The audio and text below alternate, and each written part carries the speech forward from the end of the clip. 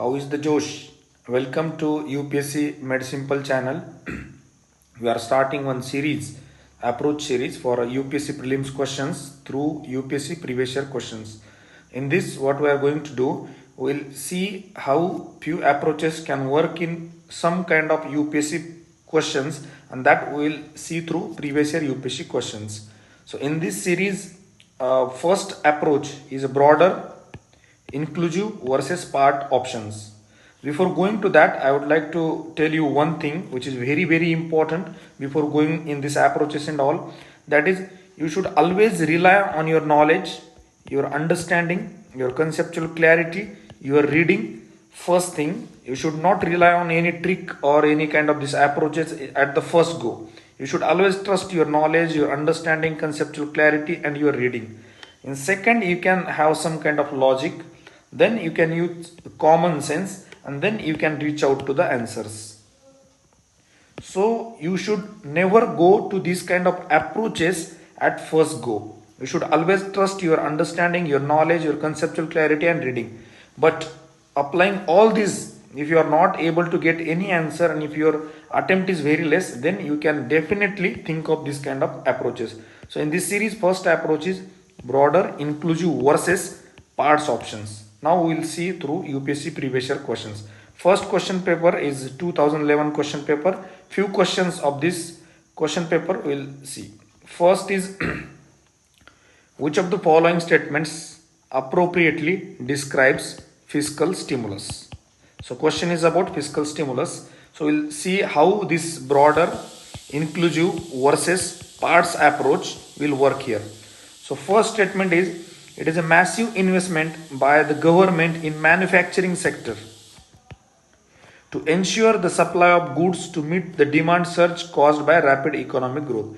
So first is talking about manufacturing sector. Now come to the second. It is an intense affirmative action of the government to boost economic activity in country.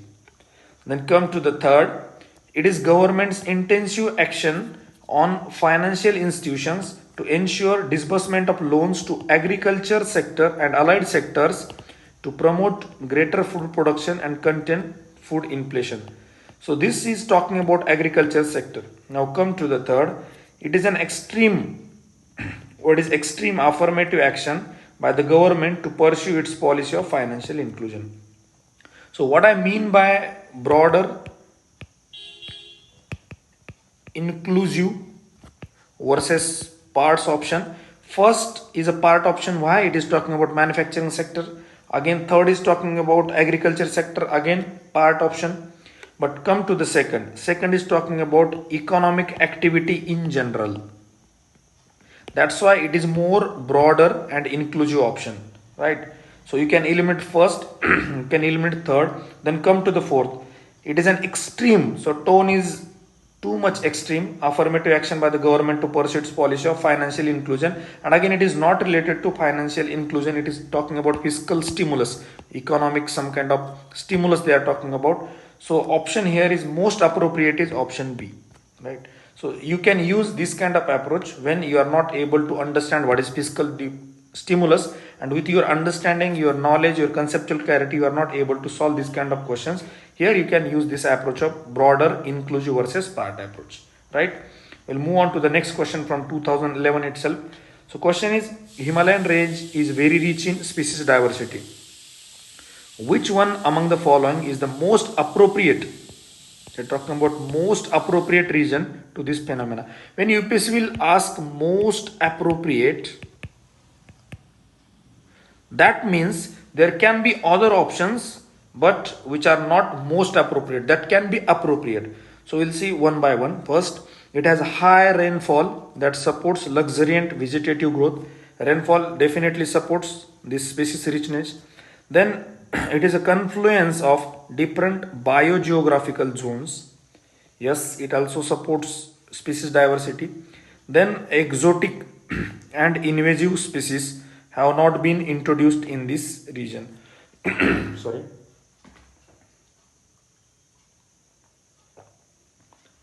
Again, this will again support species diversity.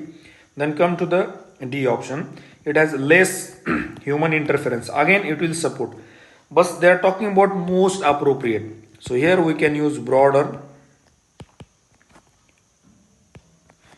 inclusive versus parts approach.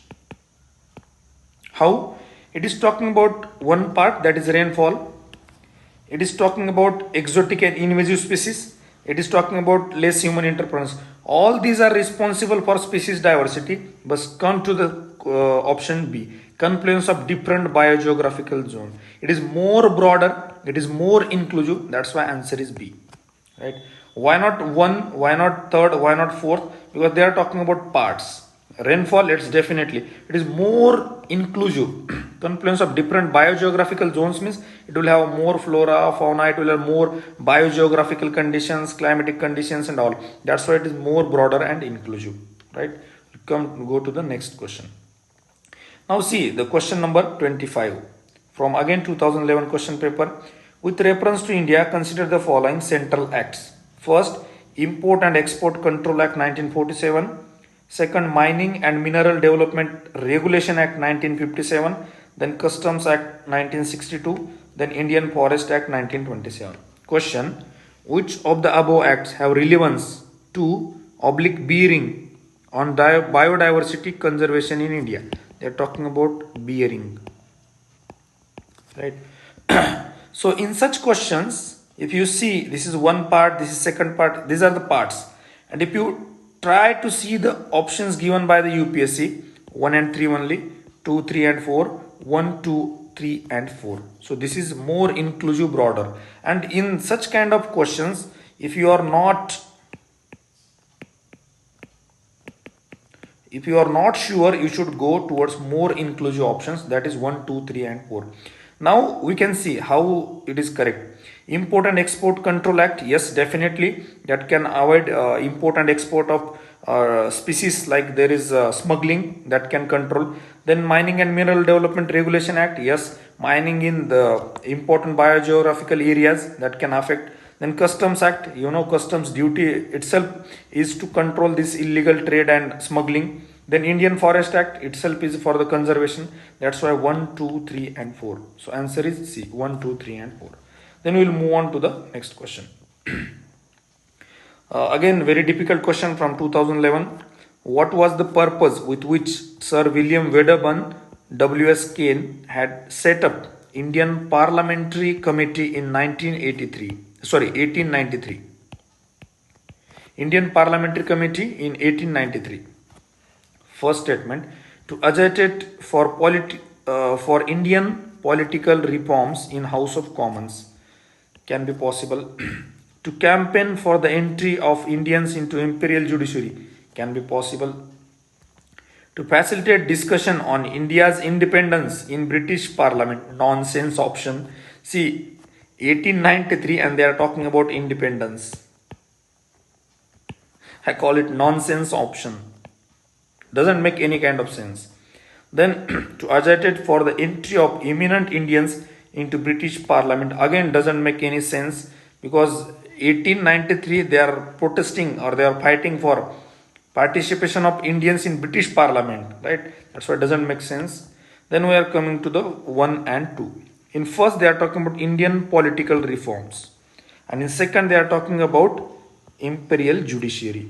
So if you see, this is a part option and this is broader and inclusive option. Why? Because in Indian political reforms, if it is Indian political reforms, it will have some part of judicial reforms, right? So this first option is more broader than second option of Indian judicial reforms or to entry of Indians into imperial judiciary, right? That's why this is not the correct answer. Correct answer is A, to agitate for Indian political reforms in the House of Commons. So this is how broader, inclusive versus part option approach works. Then come to the question number 80. Again, kind of difficult question that time. Why is the offering of teaser loans by commercial banks a cause of economic concern? It is well and good. If you know the concept of teaser loan, you can easily reach out to the answer. But if you are not aware about teaser loan and if you have to attempt this question, then how you can approach? First, teaser loans are considered to be an aspect of subprime lending, and banks may be exposed to the risk of defaulters in future, right? So they are talking about Vijay Mallya kind of thing. Then second, in India, the teaser loans are mostly given to inexperienced entrepreneurs to set up manufacturing or export unit, right? Here, why I am telling it's broader and inclusive approach. See, first statement is a broader and inclusive, talking about some prime lending and banks may be exposed to the risk of defaulters in future, right? Not talking about any sector. In second, if you see, it is talking about manufacturing or export units, that is part option. That's why this is wrong. First statement is correct, answer is A only. Are you getting? It is talking about in general. It is a broader and inclusive option, and this is a part option. That's why second is wrong. But you should go for this kind of approaches only if you are not aware about what is teaser loans. Next, come to the question of 84. Again, 2011 question paper. Which of the following can aid in furthering government's objective of inclusive growth? So first, promoting self-help groups. Yes, inclusive growth. Yeah, if there is a promotion of self-help groups, that will contribute to the different. Inclusive growth is different sectors and different sections of population. So self-help group will help inclusive growth. Then promoting MSME, definitely it can help in inclusive growth. Then implementing the Right to Education Act, again it can help. But some people, if they start overthinking how Right to Education Act can help inclusive growth, then they may get trapped. But if you see in a broader level, right to education, that will lead to some kind of formal education, education with respect to skills and all, like ITI kind of skills, like vocational kind of education, right?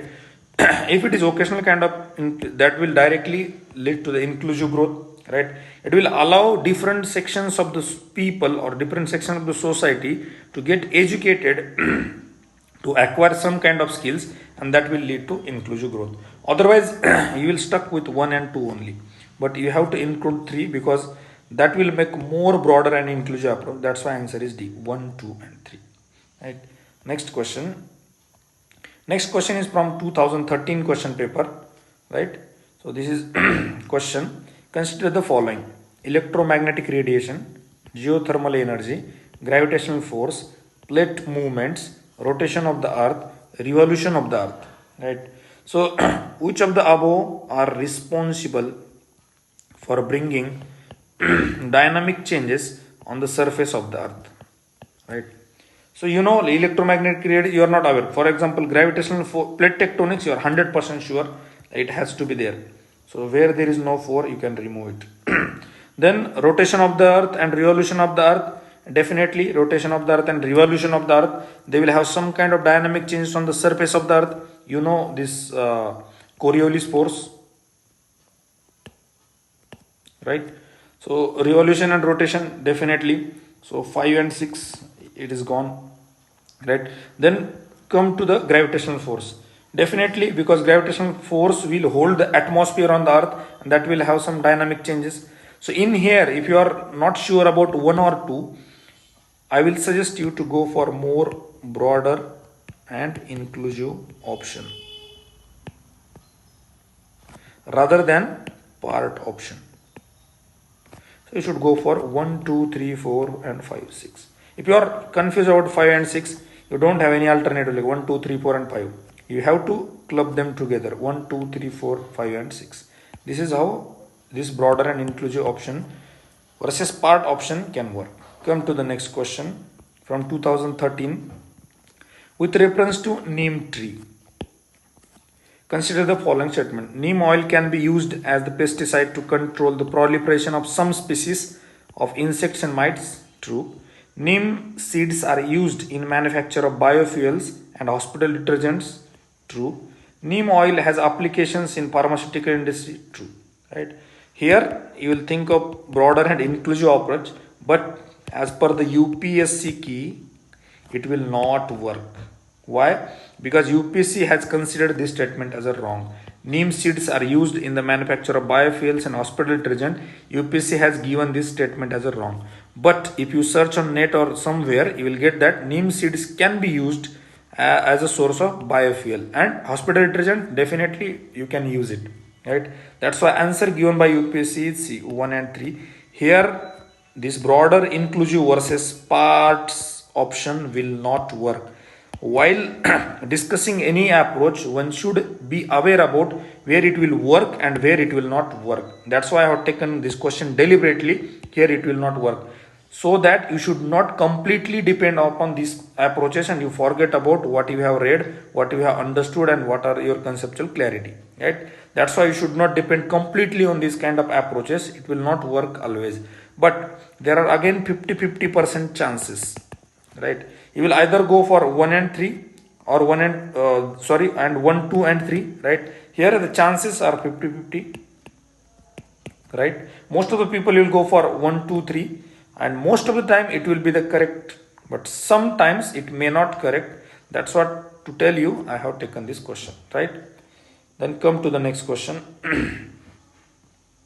Question number 78. Similar kind of question we have seen in 2011. Consider the following international agreements: International Treaty on Plant Genetic Resources for Food and Agriculture, United Nations Convention to Combat Desertification, World Heritage Convention. Which of the above have bearing on biodiversity? Again, they are talking about bearing. That means some kind of influence, some kind of relationship, some kind of correlation, some kind of relevance, right, to the biodiversity. So here again, first genetic resources makes sense of biodiversity. Desertification has to do with biodiversity. Then World Heritage Convention, world biodiversity sites, biodiversity sites. That's why again related to biodiversity. That's why answer is 1, 2 and 3. And in such kind of questions, if you are in doubt, you should go for more broader and inclusive options, right? Similar kind of question you will see in even 2020 also. Next question from same question paper. Which of the following statements is oblique are correct? Viruses can infect first bacteria, fungi, plants. If you are in doubt, you are not aware whether it infect bacteria, fungi or plants, you are 100% sure that it infects plant. You can remove this option, but you are left with 1, 2 and 3. Then you can think of like they can even infect fungi. Then you are left with 1 and 2. You are left with only one option, right? And if you know is like there is one concept called bacteriophages. In this, virus will eat bacteria. It means nothing but they will infect bacteria. That's why you should be more inclusive, broader and inclusive approach even in this kind of question. If you are doubt, if you are not sure whether virus will infect bacteria or fungi, you can take chance and you can go for 1, 2 and 3. To select the option as A only or B only or C only, you should be 100% sure that virus will never infect bacteria, virus will never infect fungi, right? Then and then only you should choose part option, otherwise you should definitely go for a broader and inclusive approach. Next question. Same question paper. In which of the following regions of India are shale gas resources found? Cambay Basin, Kaveri Basin, Kiji Basin. Right. Most of the people are aware Kiji Basin, these shale gas resources are found. Like if you consider this, right? So it is 1, 2 and 3. Right.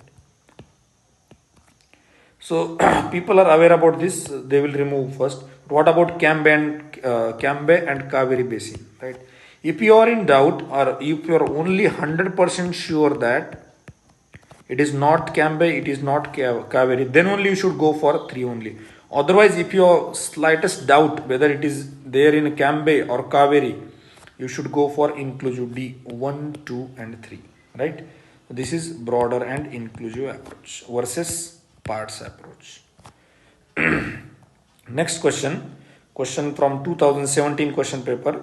In the context of mitigating impeding global warming due to anthropogenic emissions of carbon dioxide, which of the following can be potential sites for carbon sequestration? They are talking about potential sites. They are not talking which are used, right? Potential is kind of future kind of thing.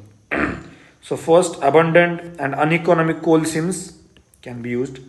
Depleted oil and gas reservoirs can be used. Subterranean deep saline formation, you are not sure. So 1 and 2, there is one option. So A and D. In here, if you are slightest doubt, like you are not aware whether it is subterranean deep saline formations or not, you should go for D 1, 2 and 3. Most of the time it will be correct, but it is not 100% sure that it will be all inclusive. Because but to remove this third option, you should be 100% sure that this is not the potential site for carbon sequestration, right? We'll move on to the next question. According to the Wildlife Protection Act 1972, which of the following animals cannot be hunted by any person except under some provisions provided by law? Only if you understand the question carefully, then only you will be able to answer this question. Simply this question is saying which of the following animal can be killed. Not, cannot, and this except, this is negative, this is negative. So negative will lead to positive, right? That means which of the following animal can be killed. So take gharial, wild Indian wild ash, wild buffalo. If you know that T1 Auni tigress was killed by poachers hired by forest officials, it will be very clear that gharial can be killed, Indian wild ash can be killed, wild buffalo can be killed, because they have used provisions provided by the law, right? And there is one movie, Sirni also, in that they have shown that T1 Avni was killed. That's why answer is 1, 2 and 3. Next, the Parliament of India exercises control over functions of the Council of Ministers through, actually in polity, don't go through any approach. I'm just taking as an example, but most of the approaches will not work, because in polity they will ask mostly exceptions. So first, Council of Minister, which of the following control over the functions of Council of Minister? Adjournment motion, yes, definitely. Question hour, they can ask questions. Supplementary questions, with that only. So answer is 1, 2 and 3. Nothing to discuss in this question. Come to the 2019 question paper. With reference to land reforms in independent India, which of the following statements is correct? First, the ceiling laws were aimed at family holdings and not individual holdings. Second, major aim of land reform was providing agricultural land to the landless. Then it resulted in cultivation of cash crops as a predominant form of cultivation. Then land reforms permitted no exemptions to the ceiling limits. So in general, if you see, like we'll discuss that approach in detail, but for here we need two approaches. One is positive negative approach. Most of the time, government schemes, government's projects, government's reforms will be positive oriented. So if you see land reform as a positive oriented, first is talking about something negative. It is talking about limitation, not individual holdings. That's why this cannot be the answer. Then come to the last, land reforms permitted no exemptions to the, again talking about negative, can't be the answer. Then come to the B and D, the B and C. It resulted in cultivation of cash crops as a predominant form of cultivation. So cash crops again can be negative, because they will hamper production of oil seeds, food crops and all, right. So this is again negative, you can remove it. You can reach out to the answer. Major aim of the land reform was providing agriculture land to all landless. And in general, for this broader and inclusive approach, so they are talking about one specific provision. This is one of the result. This is talking about major aim. Major in the sense inclusive, broader. That's why answer is B. Again here they are talking about one of the provision. So it is part, it is part, it is part. So here you can use both the approaches of broader inclusive versus positive and negative. Right? Major aim, it is broader and inclusive. That's why answer is B. One of the difficult questions from 2019. Next question from 2019. In the context of any country, which one of the following would be considered as part of its social capital? The proportion of literates in the population, the stock of its buildings, other infrastructure and machines, then the size of population in the working age group, then level of mutual trust and harmony in the society. Come to the second, talking about stock of its buildings, other infrastructure and machines. It is talking about economic capital. So that's why outrightly rejected. First is talking about literates in the population. So see, for example, it is a broader and inclusive option. So here will come some literates. Literates will come here with respect to India. But they are talking about any country, right? You don't have to consider India only. So literates, for example, this is the literates. Then come to the option number 3, working age group. So this can be the working age group. Working age group. Then come to the option number D. It is talking about mutual trust and harmony in the society in general. That's why it is more broader and inclusive option. That's why answer is D. And even if you are not aware about what is social capital, but if you know what is social capital, it's well and good. You will be easily able to solve this kind of questions, right? Come to the next question from 2020 question paper. Other than fundamental rights, which of the following parts of the Constitution reflects the principles and provisions of the Universal Declaration of Human Rights? Again, they are talking about reflects.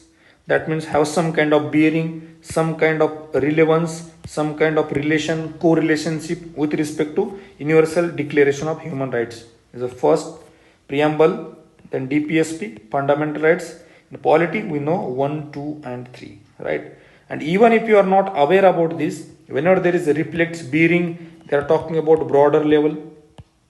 If they wanted to talk about part, they could have asked which of the following parts of the Constitution of India have direct correlation with provisions only of UNSDR, right? So you will see there are most of the provisions from fundamental rights, UNSDR, and some provisions in DPSP, right? But they are talking about reflects the principles and provisions, not only provisions. If it would have been provisions, answer would have been different. But they are talking about principles and provisions in general. That's why answer is 1, 2, and 3. Right? This was with respect to some questions on broader plus inclusive versus part approach. Right? We will have one more video with respect to this from some different questions, like 2018 questions in second part. Till now we have started one UPSC Made Simple channel and forum UPSC one group, so that you can discuss this kind of questions in between you, and you can have some kind of more approaches and debates and discussions for this. I will share the links in the video, right? Thank you very much. Take care.